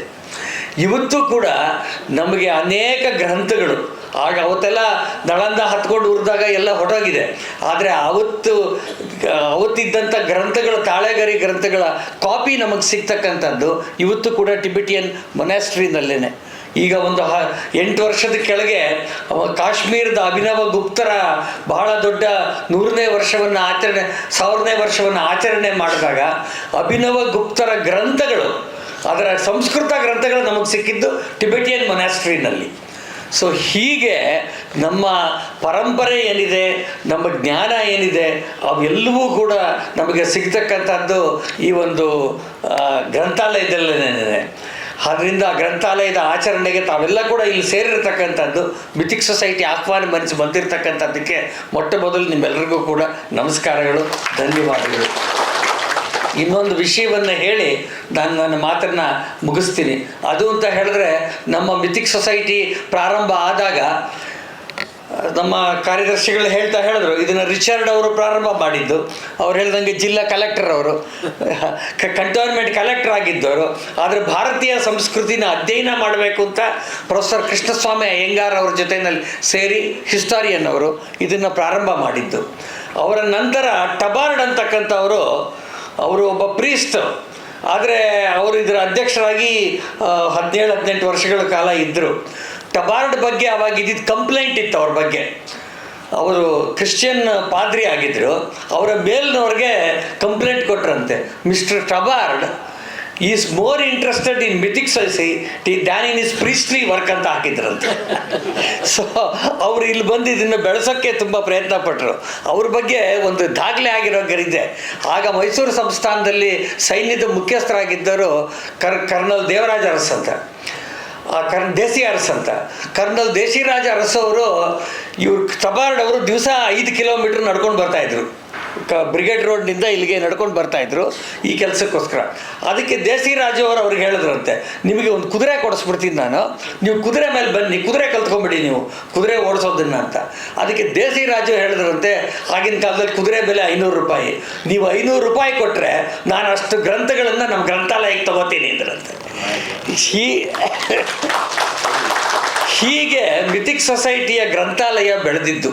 ಮೈಸೂರು ಮಹಾರಾಜರು, ಬರೋಡಾ ಮಹಾರಾಜರು, ಬೇರೆಯವರು ಅವರೆಲ್ಲರ ಕಾಂಟ್ರಿಬ್ಯೂಷನ್ನಿಂದ, ಮತ್ತು ನಮ್ಮ ಡ್ಯಾಲಿ ಮೆಮೋರಿಯಲ್ ಹಾಲ್ ಏನಿದೆ ಅದಕ್ಕೆ ಕರ್ನಲ್ ಡ್ಯಾಲಿ ಇಲ್ಲಿ ರೆಸಿಡೆಂಟ್ ಆಗಿದ್ದರು.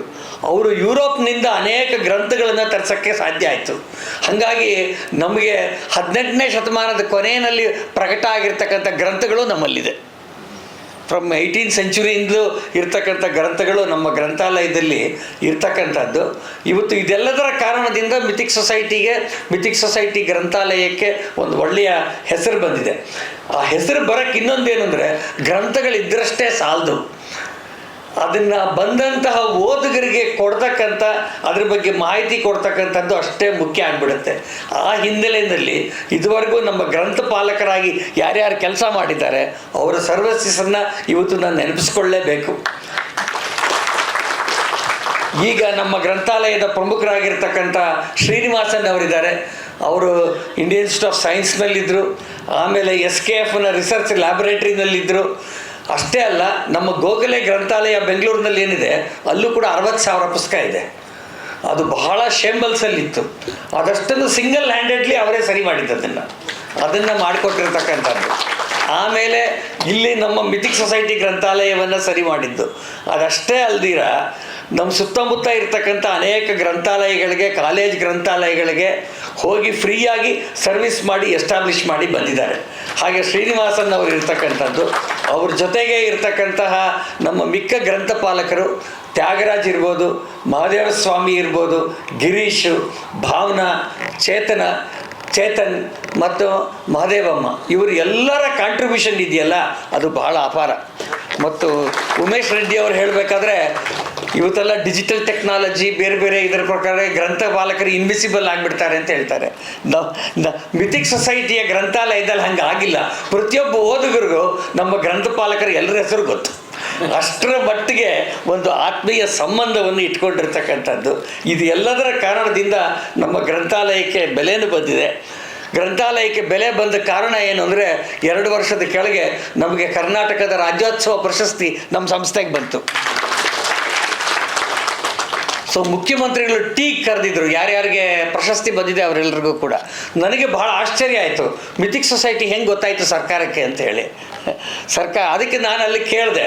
ಆಗ ಅಲ್ಲಿದ್ದಂಥ ವಿಷಯ ಗೊತ್ತಾಗಿದ್ದು ನಂಗೆ ಏನಪ್ಪ ಅಂತ ಹೇಳಿದ್ರೆ, ಅಲ್ಲಿದ್ದಂಥ IAS ಅಧಿಕಾರಿಗಳು ಮತ್ತು KAS ಅಧಿಕಾರಿಗಳು ನಂಗೆ ಹೇಳಿದ್ರು, ನಾವೆಲ್ಲ ನಮ್ಮ IAS KASಗೆ ನಿಮ್ಮ ಗ್ರಂಥಾಲಯದಲ್ಲೇ ಓದಿದ್ದೀವಿ.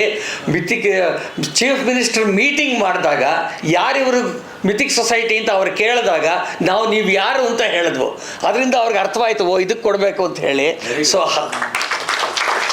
ಸೊ ಹಾಗೆ ನಾವು ರೆಕಗ್ನೈಸ್ ಆದಂಥದ್ದು. ಇದಕ್ಕೆ ಕಾರಣ ನಮ್ಮೆಲ್ಲ ಚಟುವಟಿಕೆ ಗ್ರಂಥಾಲಯ. ಇಷ್ಟು ಹೇಳಿ ನನ್ನ ಮಾತನ್ನು ಮುಗಿಸ್ತೀನಿ. ನಮಸ್ಕಾರ. ಈಗ ವಂದನಾರ್ಪಣೆ ಸಮಯ. ವಂದನಾರ್ಪಣೆ ನಡೆಸ್ಕೊಡ್ಬೇಕು ಅಂಥೇಳಿ ನಮ್ಮ ಸಂಸ್ಥೆಯ ಚೀಫ್ ಲೈಬ್ರರಿನ ಆಗಿರ್ತಕ್ಕಂಥ ಶ್ರೀಯುತ TN ಶ್ರೀನಿವಾಸನ್ ಅವ್ರನ್ನ ಕೇಳ್ಕೊಳ್ತೀವಿ. ವೇದಿಕೆ ಮೇಲೆ ಇರುವ ಗಣ್ಯರೇ, ನಮ್ಮ ಅಧ್ಯಕ್ಷರಾದ P. ನಾಗರಾಜ್ ಅವರು, ಅಶೋಕ್ ದಲ್ವಾಯಿ ಅವರು, ಆಮೇಲೆ ಉಮೇಶ್ ರೆಡ್ಡಿ ಅವರು, ಇವರೆಲ್ಲ ಹೇಳಿದ ಮೇಲೆ ಪ್ರತಿಯೊಬ್ಬ ಲೈಬ್ರರಿಯನ್ ಅಂತಾಗಿರೋರು, ಚಿಕ್ಕದಿರ್ಬೋದು ದೊಡ್ಡದಿರ್ಬೋದು, ತುಂಬ ಪ್ರೌಡಿಂದ ಹೇಳ್ಕೋಬೋದು ನಾ ಲೈಬ್ರರಿಯನ್ ಅಂಥೇಳಿ. ಇವಾಗ ಅದಕ್ಕೆ ತಾನು sacrifice my central government job and went to multinational company to get the name ಗ್ರಂಥಪಾಲಕ ಅಂತ. ಅದು ತುಂಬ ಸಂತೋಷ ಆಗುತ್ತೆ. ಲೈಬ್ರರಿಯನ್ಗೆ ವ್ಯಾಲ್ಯೂ ಇದೆ, ಆದರೆ ಅದು ಮುಚ್ಚಿದ ಕೆಂಡದ ಥರ. ಸ್ವಲ್ಪ ಜನ ರೆಕಗ್ನೈಸ್ ಮಾಡ್ತಾರೆ, ಸ್ವಲ್ಪ ಜನ ರೆಕಗ್ನೈಸ್ ಮಾಡ್ತಾರೆ. ಅದನ್ನು ಯೋಚನೆ ಮಾಡ್ದಲ್ಲೇ ನಮ್ಮ ಸರ್ವೀಸನ್ನು ಕಂಟಿನ್ಯೂ ಮಾಡಬೇಕು. ಇಲ್ಲಿ ಬಂದಿರೋ ಪ್ರತಿಯೊಬ್ಬರು ಗ್ರಂಥಪಾಲಕರು ಧೈರ್ಯವಾಗಿ ಲೈಬ್ರರಿ ಅಂತ ಹೇಳ್ಕೊಳ್ಳಿ. ಎಲ್ಲರೂ ಚಿಕ್ಕದಿರ್ಬೋದು ದೊಡ್ಡದಿರ್ಬೋದು, ಅದು ಬೇರೆ ವಿಚಾರ. ಉಮೇಶ್ ರೆಡ್ಡಿ ಅವರು, ಅಲಯನ್ಸಿಂದ ಪ್ರಕಾಶ್ ಅವರು ಅವರೆಲ್ಲ ಬಂದಿದ್ದಾರೆ, ದೊಡ್ಡ ದೊಡ್ಡ ಲೈಬ್ರರಿ. ಅವ್ರ ಲೈಬ್ರರಿ ನಮ್ಮದು 1/10 ಬರಲ್ಲ. ಆದರೆ ನಮ್ಮ ಲೈಬ್ರರಿ ಹೆಸರು ತುಂಬ ಜನಕ್ಕೆ ಗೊತ್ತಿದೆ, ಅವ್ರ ಲೈಬ್ರರಿ ಹೆಸರು ಜಾಸ್ತಿ ಜನಕ್ಕೆ ಗೊತ್ತಿಲ್ಲ. ಇದನ್ನು ತಿಳ್ಕೊಳ್ಳಿ. ಗ್ರಂಥಪಾಲಕರು ಅಂದರೆ ವ್ಯಾಲ್ಯೂ ಇದ್ದೇ ಇರುತ್ತೆ. ಬರೀ ಸಂಬಳ ಒಂದೇ ನೋಡಬೇಡಿ ದಯವಿಟ್ಟು. UGCಗೆ ಎಲ್ಲರಿಗೂ ಸಿಗೋಕ್ಕಾಗಲ್ಲ. ಎಲ್ಲರೂ ಪ್ರೈಮ್ ಮಿನಿಸ್ಟರ್ ಅವ್ರು ಹೇಳಿದ್ರಲ್ಲ, ಪ್ರೈಮ್ ಮಿನಿಸ್ಟರ್ ಆಗಿ ಪ್ರಯತ್ನ ಪಡಬೇಡಿ, ಲೈಬ್ರರಿಯನ್ನಾಗಿ ಪ್ರಯತ್ನ ಪಡಿ. ತುಂಬ ಸಂತೋಷ ನನಗೆ ಆಪರ್ಚುನಿಟಿ ಕೊಟ್ಟಿದ್ದಕ್ಕೆ. ಆಮೇಲೆ I am very happy that Mythic Society Library has been made a good name because of the committee members of the Mythic Society.